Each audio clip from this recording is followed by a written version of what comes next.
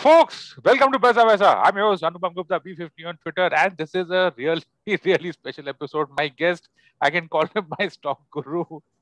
Man, we should. Really? It's the other way around, Anupam. Alright, we should totally talk about the SBI cards, IPO stuff, but we all need some humor in these tough times, man. Really, what's Yeah. happening outside is really terrible. Right? Let's get back. So my guest, folks, is Deepak Abbott, co-founder at India Gold, and we're going to talk about all things gold. Deepak, it's been, I've been wanting you on the show for a really, really long time, but welcome to Pesa Pesa. Thank you so much, man, for doing this for our listeners. Thank you for having me, Anupam. It's always very, very interesting talking to you. I think you bring in a lot of new perspectives. And I think the kind of questions you ask, even the last session that we, Did had on at Clubhouse. Clubhouse, Yeah, it oh was pretty man. interesting. So, yeah. लगता है लोग ने उसका peak पकड़ लिया bull market. What happened to Clubhouse after that? Huh? Because interest kind Yeah. of waned after that. So anyway, folks, Correct. I of course, both of us know each other from Twitter for a while, and so Deepak, let's start with a very obvious question, right? I mean, you're fresh out of Paytm, and the entire startup world was going after, I don't know, payments, investing, lending, पता नहीं क्या क्या हो रहा था. You went into gold. I mean, why did you go into gold? This is only from a personal perspective. We'll get to India Gold Co later, but Yeah. from your perspective, because I've always found founder journeys really interesting, and maybe there is there are some founders listening in to you here right now. Maybe they could connect to you, relate to you. Go on. So when I quit Paytm, obviously I was dabbling with a couple of ideas, was trying to see what all I can do based on my learnings in the last 7-8 years. So first thing that I really wanted to do was gaming, because I've done gaming for like literally 10-12 years of my career, and I thought now is the right time. क्या But I बात है? really couldn't come up with one single thing in gaming. Should I develop games? Should I develop a platform? Or should I look at the new form of gaming, which is card based or cash? So I was really confused about what to do in gaming, even though my genuine interest was on the casual gaming. But frankly, in India, I think we still not seen the kind of adoption casual gamings have when it comes to revenues, right?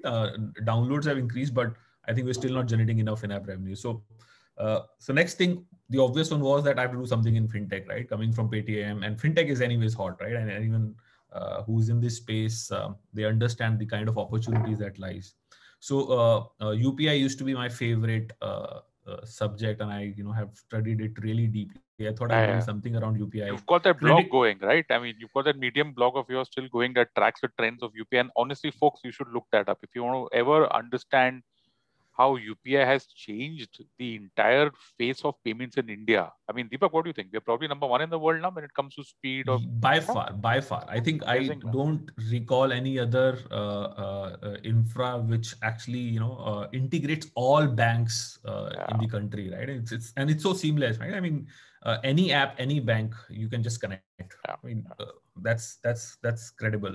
So yeah. yeah, so I thought I'll build something around it, but then I think the biggest, the most interesting one was, and you mentioned that, lending, right? And we all knew that eventually everyone will make money from lending, right? And there's a famous Kunal Shah's joke that lending is a feature, but we all know that eventually, be it payments, be it any other financial services player, lending will always deliver revenues at scale, right? Obviously, there could be different routes to it, but monetization is fairly, I wouldn't say easy, but it's there's a model around it, right?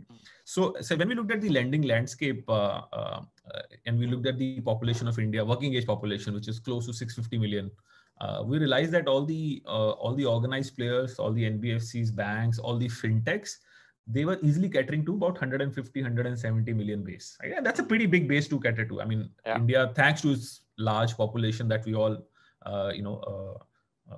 find our own TGs. So, but then we realized that okay, 150 million, 170 million, there are plethora of services, or like almost 150 banks, almost 1,000 NBFCs, and 100 fintechs are catering to them. What about those 450 million people who have poor credit score, who go to these loan sharks, who Yeah, don't really get access to formal credit? Even if they get access to formal credit, it's very expensive. Like even personal loan would come to them at about 35, 36%. So we said, okay, can I build lending product for this segment, because this is like fairly competitive. Penetrated. While I could think of building products around that as well, but we thought it'll be let's at least explore this. And that's when we started exploring, okay, what other things that these people own, which can help them get some sort of credit. So there are three things that mostly Indians own, right? One is property. Most of the assets in India is locked into property, about 45%. The second biggest asset that Indians own is about gold. 30% of their assets are locked in gold, and about 12 to 15% is in insurance. So loan against property, banks do. It's a tough one. Very tough one. Property is not as liquid as people think. It's not easy to get access. Even when default happens, there's a lot of litigation going on. So even though it's a secured lending, but it's very difficult to recover monies for a smaller institution. So we thought, okay, we look at two other products, gold and insurance. I'll come to insurance later. Gold became the most interesting one. That almost 250 million, as per the WGC reports, 250 million households have some form of gold. So that's interesting. If everyone has gold, then they must be doing some. 250 million. So that's 25 crores. That's pretty much all households. That's what 88% of households have gold. But then we obviously you have to dissect it further. Of 25,000 tons of gold, 3,000 tons is the temple, so that's out. 700 tons is with RBI, that's also out. Another 100 tons is with all these paper gold. So we'll still left with 22,000 tons. That's still which is an Indian household. But then again, we have to go further deep. That top 5% of Indian household, they own about 5,000 tons. Like these are you've got that data, is it? Wealthy, super rich. And the bottom 40%, which are people below poverty line, they hold another 3,000 tons. The problem is their amount is so small that it's not possible to give credit against it. Quality issues and stuff like that. Correct. So now you're left with 150 million households who have somewhere between 10 grams, which is about 50,000 rupees, to 10 lakh worth of gold. And these are the people who actually are also, looking for more credit, right? Either you're looking for a car loan, home loan, business loan, personal loan, all sorts of loans. This is the segment that everyone caters to. But within this 150 million households, only about 25 million households have ever taken a gold loan, right? They've not even attempted taking a gold loan. And this I'm talking about, when I say ever, it's at least in last decade. So there are still 125, 130 million households who never even attempted taking a gold loan. That's fine. That's interesting. We thought, okay, why is that? Then, a lot of misconceptions, a lot of myths around gold. The number one factor that came was there's a stigma attached around gold, right? I mean, stigma attached around taking loan against gold, because gold is like, it's like a very emotional product that we all own. It's like the safety net that most Indians have. It's also considered as middle class or poor class insurance, right? So if it is the last resort, and in their mind, then it's a sign of failure, when they take gold in their mind, because it's also a public affair. See, unlike personal loan, where you can literally go to any app, download, upload 10, 15 documents and hope to get some credit. Gold loan is a slightly public affair, right? You have to display your jewelry. You have to take permission from your wife if you are the man of the house, or even if you are a female running a business, you have to at least consult your family. So it's an uncomfortable discussion in the house, right? So we thought, if this is the reason why people do not take gold loan and they still need credit, is there a way to fulfill this demand and supply need between credit?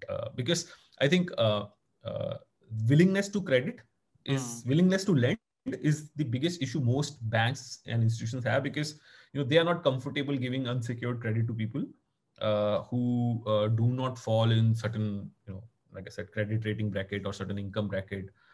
They do not have ITR, they do not have regular income.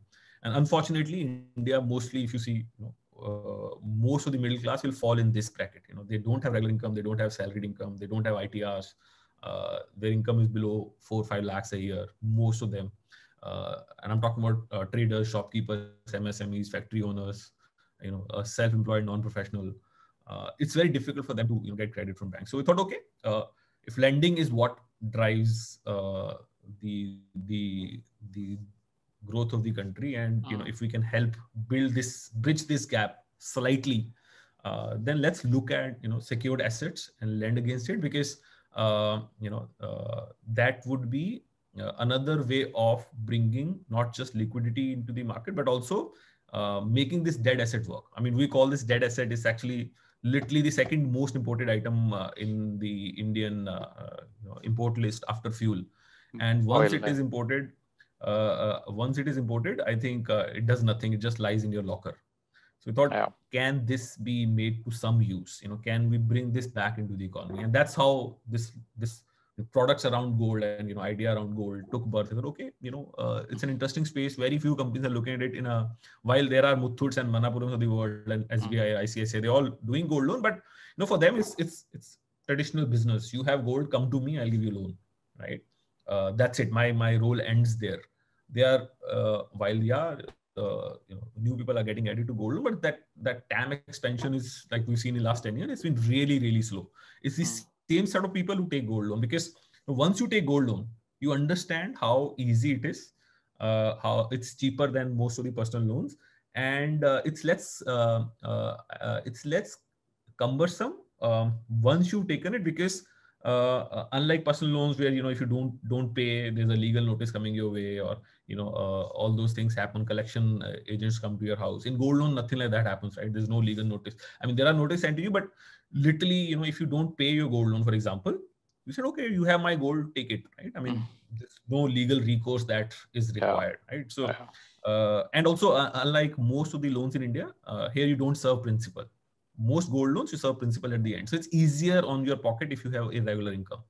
And people realize that once they get a loan, right? And that's when they understand the importance, and they keep repeating the gold loans. Yeah, very interesting. I can probably go on and on in this theme. I mean, one question that comes to me is obviously the social stigma that you mentioned. And come on, you're in Gurgaon, you're in Delhi, you would understand this more than a lot of other people. This entire thing of दुनिया में सबसे बड़ा रोग क्या कहेंगे लोग, and the fact, the message that you send when you are sending the gold. So anyway, let's leave that aside. Let's just go a little bit deeper into gold as an asset class. What do you think makes gold unique? We've already covered a lot of ground in your intro, in the way that you gave out the logic for entering into this field. But what do you think makes gold unique in India as compared to all other assets? Like you said, our top investment is a house. 45% is 45% of people own. The only thing there is that it's obviously the ownership of a house is very stratified, as in that only the rich and the middle class own it. Right. Below, though, there's no guarantee at all. Okay. Anyway, so you've got assets like a house, and then you've got investments like stocks. Okay, stocks is relatively new. Even today, after all this stuff that we've done in the last 4-5 years, if you look at an overall RBI data, you'll see that stocks, debentures, financial assets hardly amount to anything. It's like loose change even now. Yeah. So how do you think Indians look at gold? And you must have met a lot of people, spoken to them. I've seen that your website, you've got a very interesting set of brand ambassadors, people that you can relate to straight up. I just love them. Do you think the way we look at gold has changed, is changing in all the conversations that you've done so far? Because, listeners out here to my podcast typically are, that generation. We don't want gold. We only want, financial assets. How do Indians look at gold?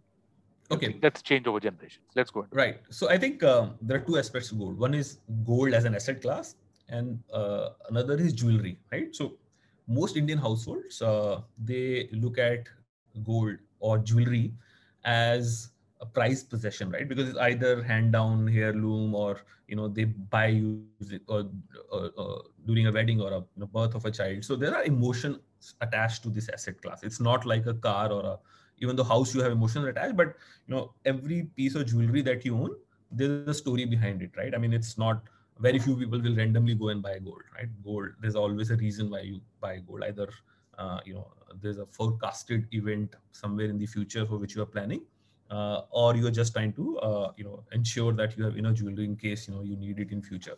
So I think the first thing that when you talk about gold, people have stories attached to it. People have emotions attached to it. So this is asset class which which people, when they talk about it, they do not see it as an asset. They see it as their prized possession. It's a difference between my prized possession as an asset, because asset, people know that okay, there's an asset and there's a value attached to it, and at some point in time I can monetize it. The reason why, while gold loan market is big, people don't really take loan against gold because they don't see it as an asset. They see, oh, this is something that I own, this is very close to my heart, and I'll keep it like that. Probably what, second to a house, is it? I mean, it's on par with a house, if not second. On par with a, yeah. So it's so they don't see, oh, there's a monetary value, while they broadly know that okay, I have gold worth X amount, but no one really opens. You talk to any household, you talk to your mother, your grandmother, or anyone in the family. You ask them how much exactly the value of the gold they have. No one will have the number. No one will have the number, right? Applies to me also. Applies to me. Right. I know. No I know one what you're knows. talking about. No one. And people don't even attempt to know it, right? They just know that okay, I have one har, one bangle, one earring, and all that. I'll tell you what, ये मालूम पड़ता है कब, when you're shifting lockers, which is a very rare event, right? Rare event, right? Because banks don't. In fact, forget the value. लोगों को ये भी नहीं पता होता मेरे पास exact कितनी वो है, right? Unless आपने अपने घर पे रख रखी है और 2-4 चीजें हैं आपके पास, but most people don't really sit down, count it every day, just like your cash. Cash you will know because it's in your bank account or it's in your drawer. और stock market के सब investments तो आपके app पे तो है ही, so you're. वो सब ऐप पे हैं. इसमें कोई ऐप पे नहीं है गोल्ड, राइट? इसमें कोई लॉकर में आपका सीसीटीवी नहीं लगा या लॉकर से आपको फीड एपीआई नहीं आ रही, right? So no one knows, right? So that's the difference between gold as an asset or gold as a possession, right? I mean, people just feel comfortable that they have gold. They don't even want to know. For example, one very interesting thing that we've noticed, I'm debating a bit, that when we do gold assaying for gold loan, most people in India assume they have 22 karat gold. Like literally, no, I'm sure you'll also assume that you have 22 karat gold, but most of the gold in India is either 20 karat, 21 karat. Yeah. I mean, come on, yaar. I mean, there's an entire generation that used to buy from your roadside guy, because you knew him, your family used to deal with him. You never really cared about quality. You're right. Go on. So right. So people don't even know. People assume that they have 22 karat gold and they have the best quality gold. In fact, some people say they have 24 karat gold. They don't even know that you can't get jewelry in 24 karat. So the point I'm trying to make here is that. It's just seen as that okay, I own this, it is with me, and I feel comfortable that I have some jewelry with me, right? So that's why I don't call it as an asset. Internally, yes, we call it as a dead asset, because people don't look at it like the way we want them to look at it, right?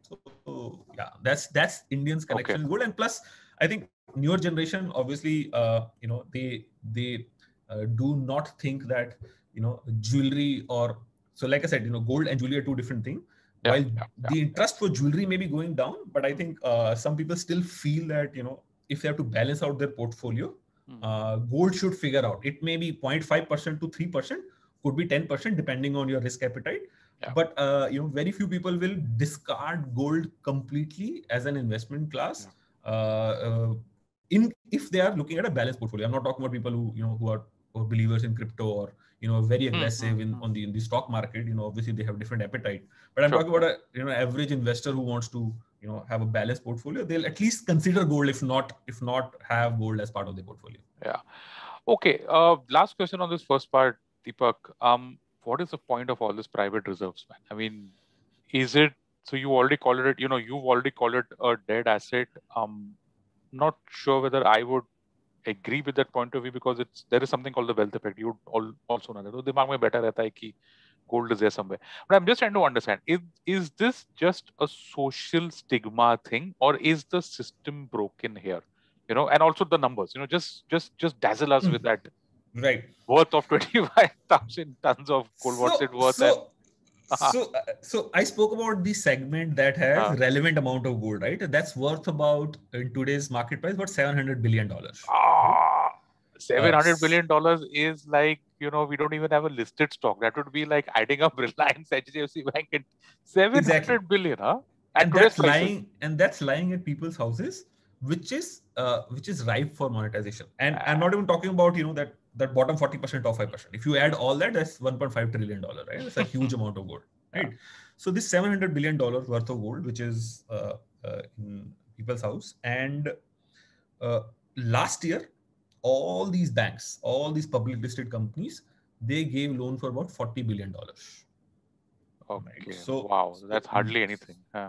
So not even 10%, right? But we established that people have loan, people have gold which is more than 10 grams. So technically they can take loan, but they don't even go to these guys, right? Having said that, unorganized market was 3x of this market. So 120 billion worth of gold loan was given by unorganized. Now, who are these unorganized people? These are your cash for gold, your local jewelers. People go to them actually. Even in cities, people go to their local jewelers. They give gold to them and then they take cash. And obviously, it says obnoxiously high rates, 30%, But 35%. there's also a trust factor there, Deepak. I mean, There's a trust.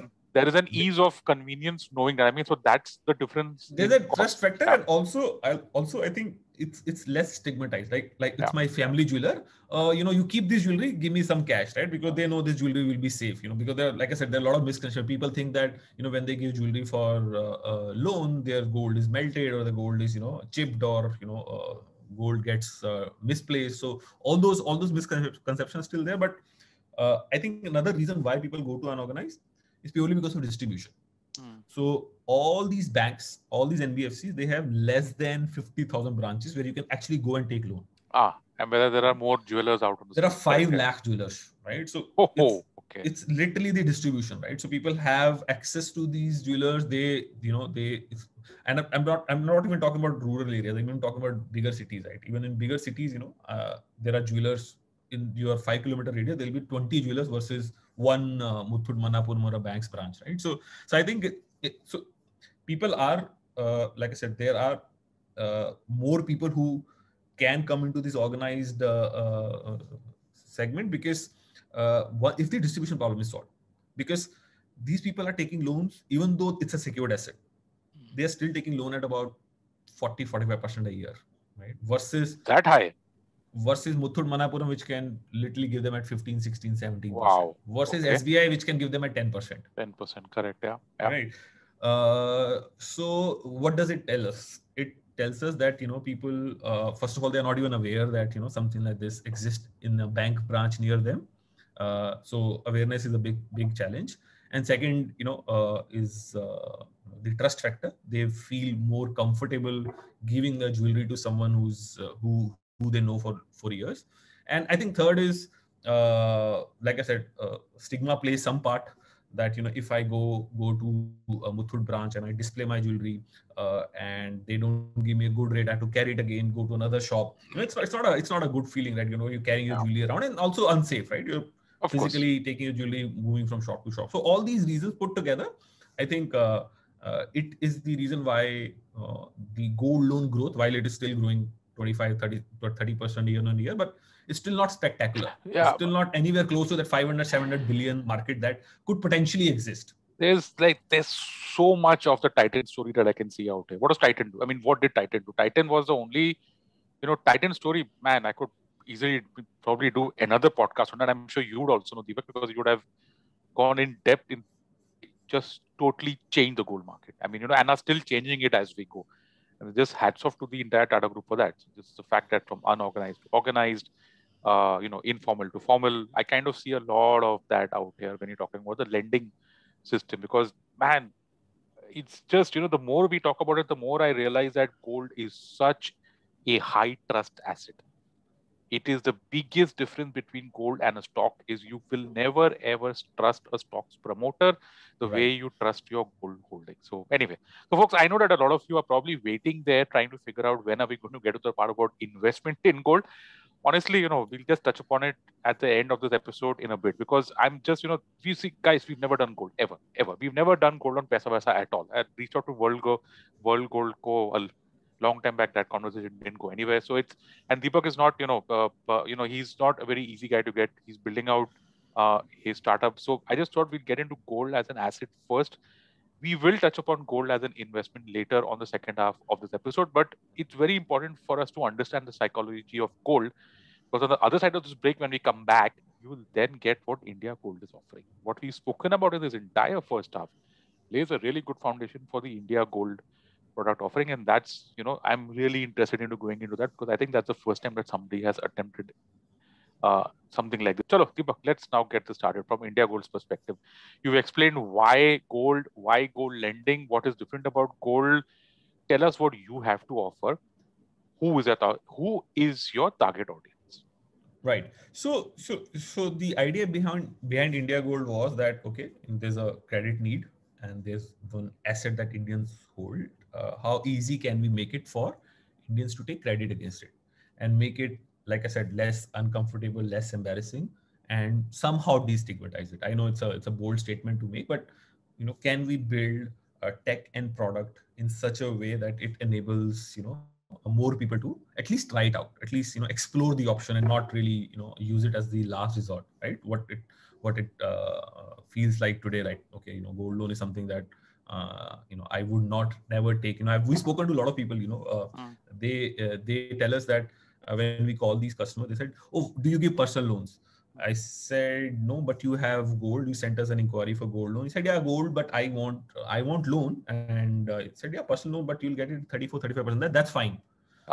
So you're saying that I will not pledge my gold, but I will take a 3% per month personal loan. Yes. Outstanding. Okay. Right. So we thought, okay, if it's an interesting challenge, it's an interesting problem to solve. Can we build some products around it? So that's where at India Gold we thought, okay, while we build while we build the entire product and tech and the infra to manage this the massive amount of asset, what are the products that we can build for people to at least, like I said, try it out. Let's see if gold loan is a product that works for them or not. So we thought of this product called Gold Locker, where we said, okay, where do most of these Indians, this 20,000 tons of gold is stored?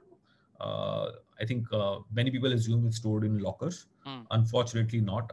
Locker is a very, very premium product in India. Yeah, I know. What is have you ever figured out why banks are so bloody stingy? No, I'll give you stats, right? Okay. All bank branches put together, they have 20 million lockers, right? For a 280 million households, 20 million lockers. So they cater to their HNI because they know demand is always higher than supply, right? They're looking at a relationship out there, not just at a locker. Okay. Every branch has about 4 to 5,000 customers, and they only have about 4 to 500 lockers, right? So they can only cater to 10%. So that's why they price it high.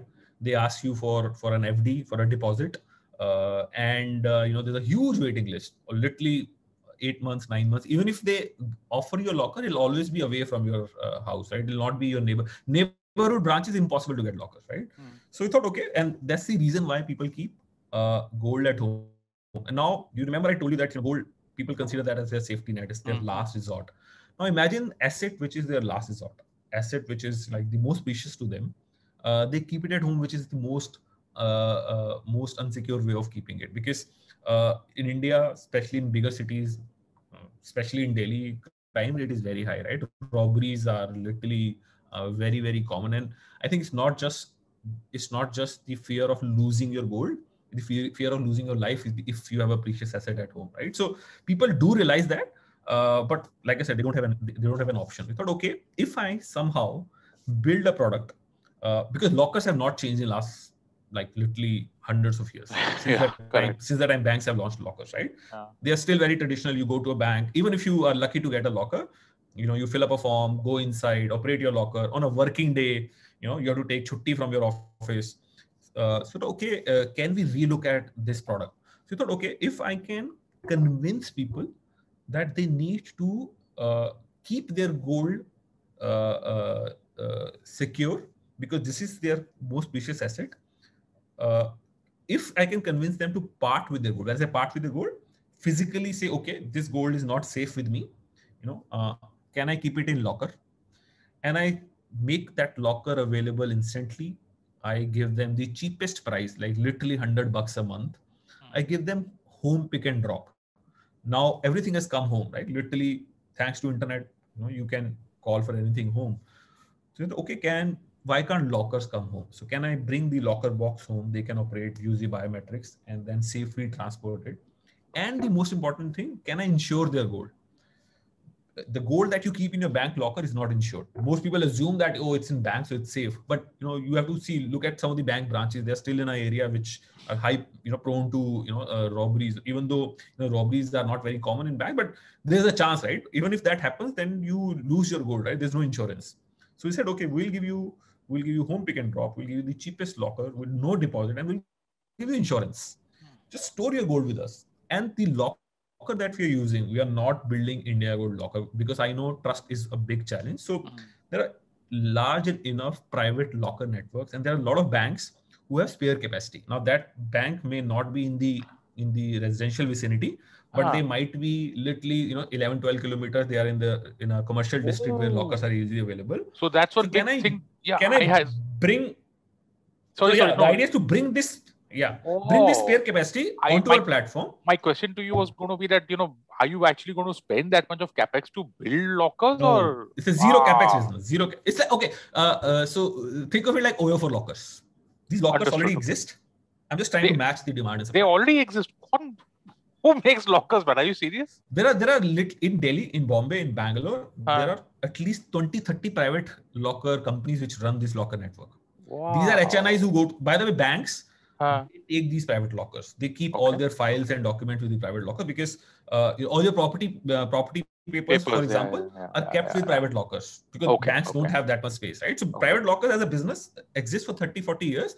It's just that, people don't look at it, private locker as a viable option because they are very expensive. For an individual, private locker is 5 times more expensive than bank locker. Banks, okay. And they have spare capacity, I'm assuming, because they're so high. All of them have spare capacity, right? Chalo, even banks have spare capacity, right? Like, for example, I'm just giving you one name. Like Standard Chartered Bank, they will never do a gold loan, but they have spare capacity of lockers. Right?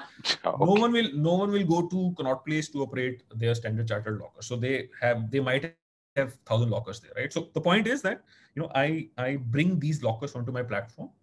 And then I go to these customers saying, why are you keeping your gold at home? It's not safe. Why don't you park your gold with us in a secured locker? You can track the movement. You can literally, you mentioned, right? No one knows how much gold they have. Now, this is an opportunity for them to catalog their gold, right? Now, in the app, they can now actually see each piece with the photo, gross weight, net weight, caratage, and the market price today, and the insured value today. Now, they have a ready reference or reckoner of their entire asset or possession that they own with the exact value. Now, after assuming we've done this, and thankfully, there are a lot of customers who are trusting us. A lot still are on the fence, trying to see, are we safe? Are we trustworthy? Now that you've done the first part, where you've parted with your gold, trusted someone else. In the process, we evaluated 3 very, very important values: your gross weight, net weight, and caratage. Because we given insurance, we know the exact value of gold that you stored with us. Now in the app, you can at any point in time, next day, next month, 6 months, 1 year, you can actually at a click of a button, no KYC needed, no one will come home, no one will talk to you. You get credit, instant credit or loan or overdraft limit, money coming into your account. Now we've literally made parting of your gold and gold loan as 2 separate processes. The uncomfortableness, the embarrassment, the stigma of gold loan is now gone because this person can now literally at a click of a button take credit for 2 months, 3 months, 4 months, and when they need gold, they can pay back this and take the gold. Now they don't need to tell their entire family. They don't need to walk from shop to shop. They don't need to display their jewelry. They don't need to do any KYC, any paperwork, right? And it can be done 24/7 by 365. They need loan at 4 a.m.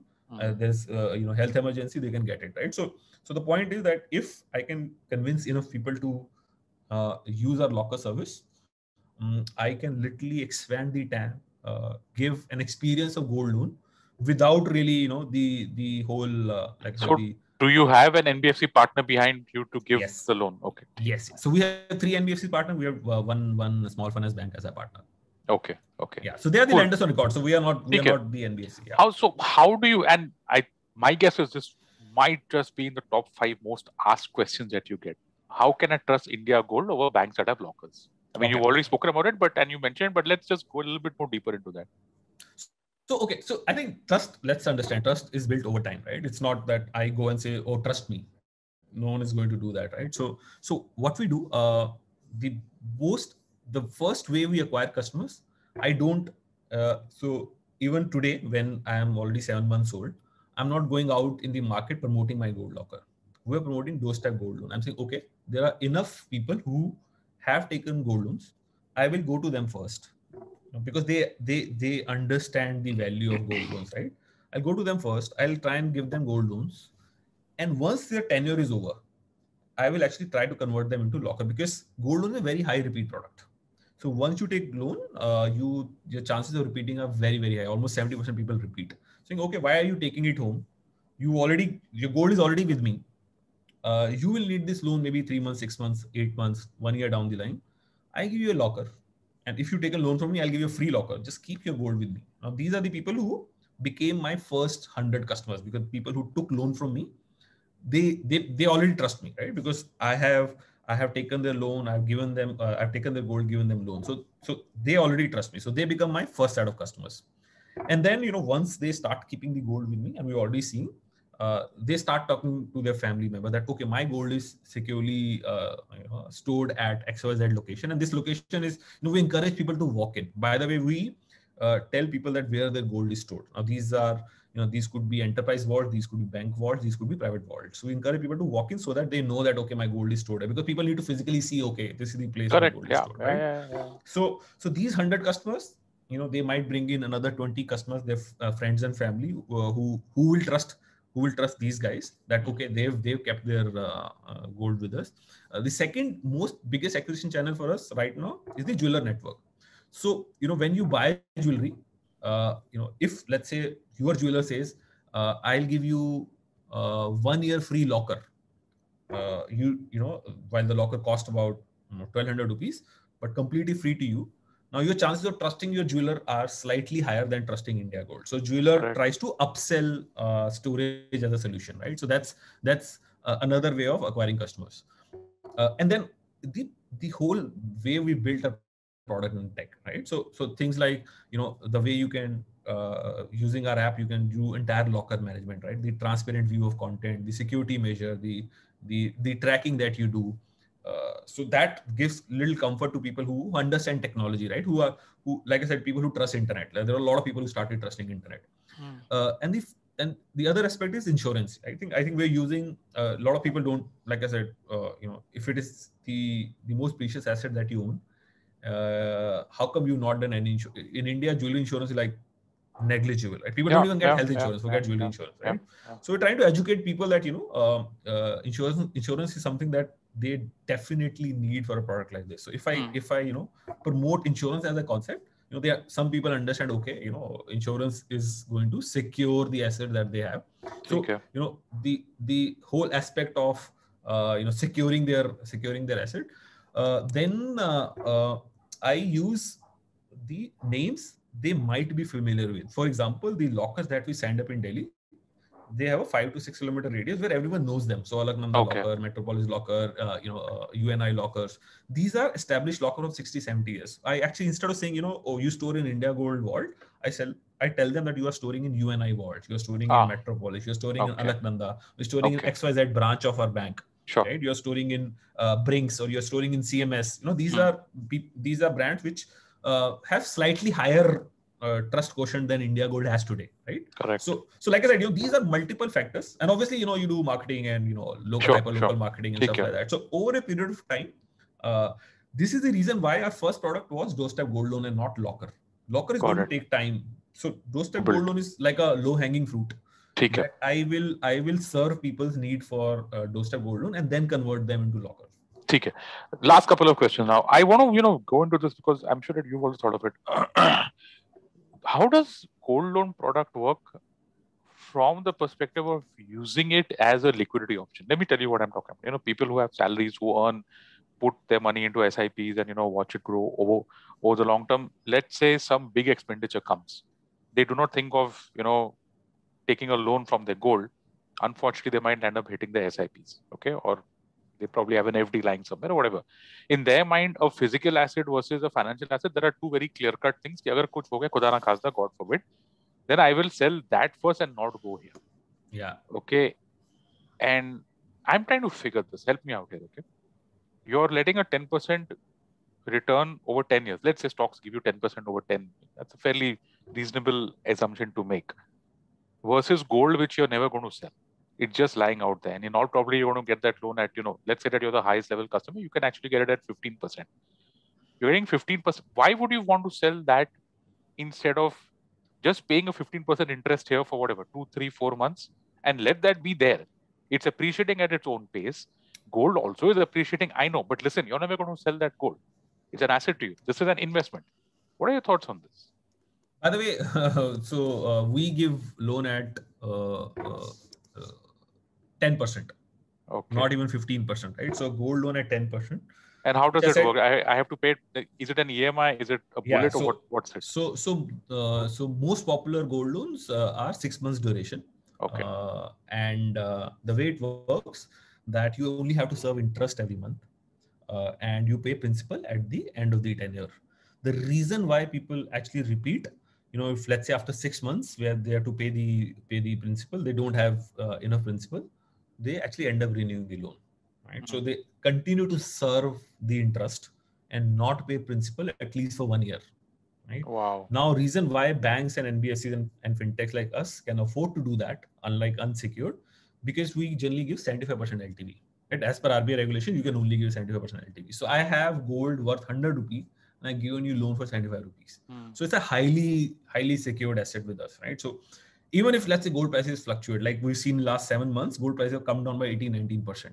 There's still a buffer of 25%, right? So you always have that sufficient buffer where you know that you will this will not get into NPA. Even if it gets into NPA, you'll recover your money. Yeah.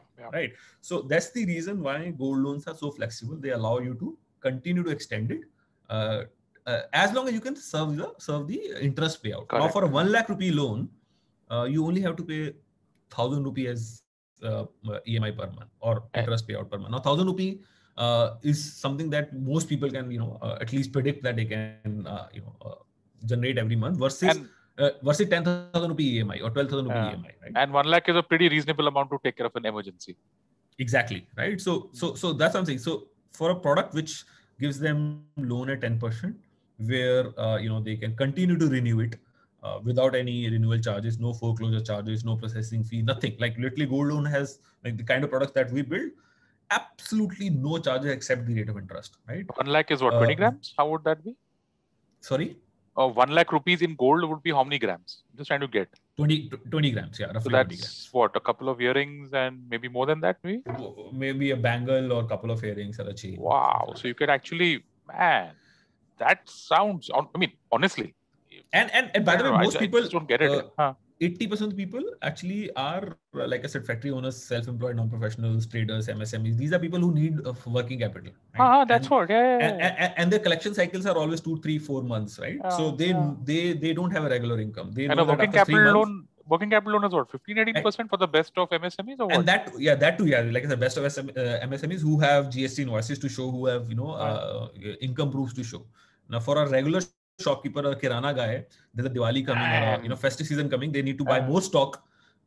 This is the easy access to credit for them. They know that after 2 months of festival period, they'll get the money and they'll take their gold out, right? So let's say if someone who understands how gold loan as a product works, and they try it for the first time, chances are that they'll continue to try it now, right? Because the hump is huge. Once you cross that, I think it's easier to. Your gold is still with you, yaar. Baki sab kuch, at the end of the day, baki sab kuch kaniya chodo was. Gold is still with you. That's exactly what because matters.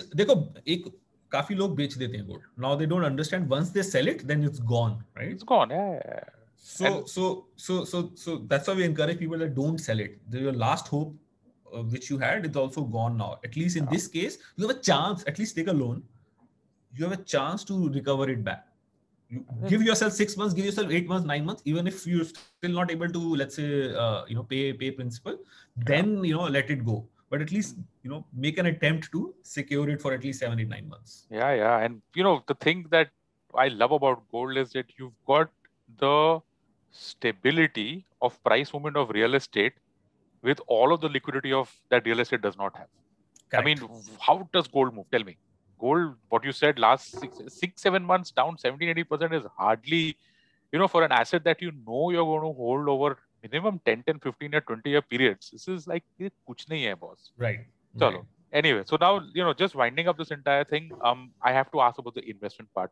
I think you guys offer digital gold? Yes. Okay. What is digital gold? I can't understand it, man. What is it? Please walk it. If I'm looking at gold as an asset, I'll just go to the jewelry shop, buy it. Ho gaya, khatam, pen liya, whatever, and then back of my mind is like, okay, asset bhi hai, whatever it is. If I'm looking at for as an investment now, suddenly I've got all kinds of options. I've got an ETF, I've got a mutual fund, I've got a sovereign gold bond, for God's sake. And if I want gold as an asset, as an investment, the sovereign gold bond, I save on Is one 3% of the best. GST also. Okay, Correct. and I get 2.5% per year. What is digital gold? How does it fit in this entire scheme of things? Okay, so I think a lot of people ask me this question. It's the most, I think the first question people ask that, should I invest in digital gold? So I correct them that digital gold is actually not an investment product. It's a savings product. It's the way you literally keep on parking some money, eventually hoping that, you'll either convert it into physical gold or it'll become meaningful for you to literally, at some point in time in future, sell and make some gains, right? So for example, you can't walk into a shop and ask for 100 rupee of gold, right? You are a Swiggy delivery boy, or you are a Ola Uber cab driver, or you are a small shopkeeper. Your monthly income is about 20,000 rupee. You want to buy gold, but there's no way you can, take out 4,000, 5,000 rupees or 2,000 rupees or 2,500 rupees is the minimum amount you need to buy at least 0.5 gram gold worth of, people buy those small coins, right? You can't shell out 2,500 rupees. What do? Digital gold is like a product where you can literally park 50 rupees, 100 rupee, 1 rupee, 500 rupee, keep on parking your extra spare money. And at some point in time, it will become meaningful enough for you to do two things: either convert it into a gold coin, 24 karat gold coin, or keep on saving. And if gold prices go up, first it has to, of course, cross that 3% GST. But assuming that you held it for a longer period, year or so, it has appreciated about 7, 8, 9%. You can sell it and get instant cash, right? So it is look at it like a small savings instead of investment. You'll never make big bucks out of even if you're doing sovereign gold bond and ETFs, you're never going to make big bucks, unlike stock market. Raat ko 5% बढ़ गया, 6% बढ़ गया, right? It's a slow progress. It's a product which will deliver over longer period. So we are catering to this mass segment who aspires to buy gold but cannot afford to pay 3,000, 4,000 rupees at one go. And so how does your digital gold product work? I mean, can I sell it back to you? Can I take physical delivery, etc., etc., etc.? Yes. So you come to India Gold app. When you buy, let's say, gold for 1 rupee. So what actually happens in the background? So in background, we have a refinery partner who literally looks at all the orders that came today. Let's say if India Gold sold 1 kilo of gold in a day, they will actually physically assign 1 kg gold and keep it in India Gold vault at their end. And IDBI Trusteeship, they audit this literally every month, and they ensure that all the digital gold that gets sold on every platform, there's an exact amount of physical gold. Unlike ETS, where there's some percentage they keep as physical gold. Here, for every digital gold, there's an exact amount of physical gold that lies in the locker, in the vaults, right? So you keep on buying, and let's say in some cases, let's say accumulated worth 2,500 rupees over a period of, and we've already seen a lot of people have accumulated over 2,500 rupees. Now, this is when you can start converting into a gold coin. So 2,500 rupees gets you 0.5 gram, 24 karat gold. You convert, just press a button, convert, and we ship that gold coin to your house. Okay. Right? So and if you obviously, keep on saving 1 gram, 5, we have coins for 1 gram, 2 gram, 5 gram, 10 gram, 20 gram. But what we see, we thought that, most people want physical delivery, but of 1 lakh people who bought gold from us, less than 3,000 people have taken delivery. Yes, 97 out of 97,000, 90,000 are not even in the range where they can take any sort of delivery, but 7,000 people have more than 1 gram of gold and they've not just rewind that. I think my connection just went a little bit off. Just remind that. You said out of 1 lakh, just repeat that part, please. So out of 1 lakh people who've bought gold, digital gold from us, only 3,500 people have actually taken a physical delivery. Okay. Right?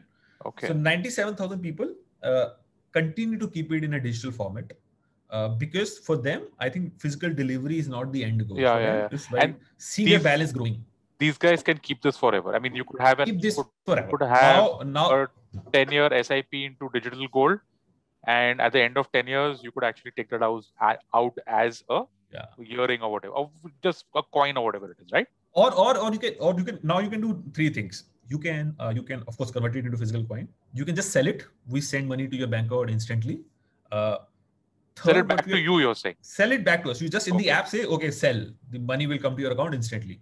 And third thing which you're launching, I think literally 4 weeks from now, is a small loan against digital loan or digital gold. So let's say if you hold digital gold for about 6,000 rupees, now there are a lot of fintechs who are doing buy now, pay later credit, right? So they give you Simple and Easy Pay and Lazy Pay. They give you 3,000, 4,000 rupee limit, which you can spend on Swiggy, Zomato, all these apps where you can, get credit for 15 days and pay after 15 days. So we're going to enable a small credit limit for digital gold that you own so that you don't need to sell it in case you need liquidity or you need to, spend some money on some small value item. So loan against digital gold will be one product that we'll be launching for these people who own, who have balance with us, so that they don't sell their balance. Because when they sell their balance, they lose 3%. So we're saying don't sell it because prices are continuing to go up, or even if, right now they might be down, but, at some point in time they'll go up. So at least keep these up, because every time you buy, sell, you lose 3%. So instead of losing 3% every time, just take, 15-day credit at 0%. And keep so you have a liquidity also, you have digital gold balance also secured, and you continue to save. So we're trying to give multiple options to digital gold customers to continue to not invest, continue to save in gold.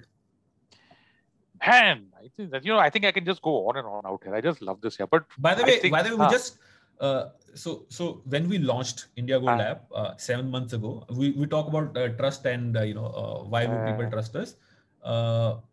India Gold was a no brand, right? When we launched it on Play Store, first month alone we sold gold over 20 lakhs. And me and Nitin, my co-founder, were wondering why would someone download a random app from Play Store, trust a random name like India Gold, and just buy gold from us. Right. So somehow I think that's the trust over internet. People realize that, obviously they do the research, they study before they even do a 1 rupee transaction. And a lot of people try us out with 1 rupee transaction, right? That's like, जब किसी को पैसा भेजना होता है पहले लोग 1 रुपया भेजते हैं, इसमें भी लोग 1 रुपये का सोना खरीदते हैं. And I think that I know कोई बोलता है that India is a low trust society. I think when people trust, I think they genuinely trust you. So people who started with 1 rupee gold now own literally 4,000-5,000 rupee worth of gold over a period of last 7 months, right? और अब last महीने हमने 2 crore का सोना बेचा. Right? Oh, nice. महीने हम 2.5 crore का बेच रहे हैं, right? And then we still not done any marketing. We still not done any branding. It's purely organic. It's purely word of mouth. It's purely they trust. There's an app. Looks genuine, looks legit, customer service is good, they write to us, we instantly reply, we are available in 9 languages. So we've given them that comfort. So that's why trust is built using multiple mediums. I can't just do a TV campaign in IPL and hope to build trust. That will happen. I hope that one day we'll also have a TVC running in IPL, but at least for now I think with these small efforts is what helps us build the trust. Hey, please, when you run that TVC on IPL, I hope you really do. Just think that campaign out, okay? Because there's stuff that I see and I'm like, any which way, guys. That's it. That is a wrap. We can go on and on, but this is first time that we've discussed gold on Paisa, which is why this episode has gone on for such a long time. But I hope that it was useful to you. I had a lot of fun doing this. Deepak, thank you, man. Thank you so much. Thank you, Anupam. Thank you for having me. There you go. That's Deepak Abbott, co-founder at India Gold. You can check out the product, but I mean the website is indiagold.com. .co. So India Gold. We couldn't afford .com. As of now. That's the website. The app is there on the Play Store, on the Apple Store. Do go and check it out. I had a look at it and it looks really, really interesting. Deepak, thank you so much. Thank you, sir. For this to our listeners. Thank you. Thank you, sir. And listeners, if you like this podcast, don't forget to check out other interesting podcasts on the IVM network. You can listen to us on the IVM Podcast app or ivmpodcast.com. You can also follow us on our social media. We are IVM Podcast on Twitter and Instagram. If you want to reach out to me, I'm your host, Anupam Gupta, B50 on Twitter. And thank you so much for listening to Paisa Vaisa. IVM.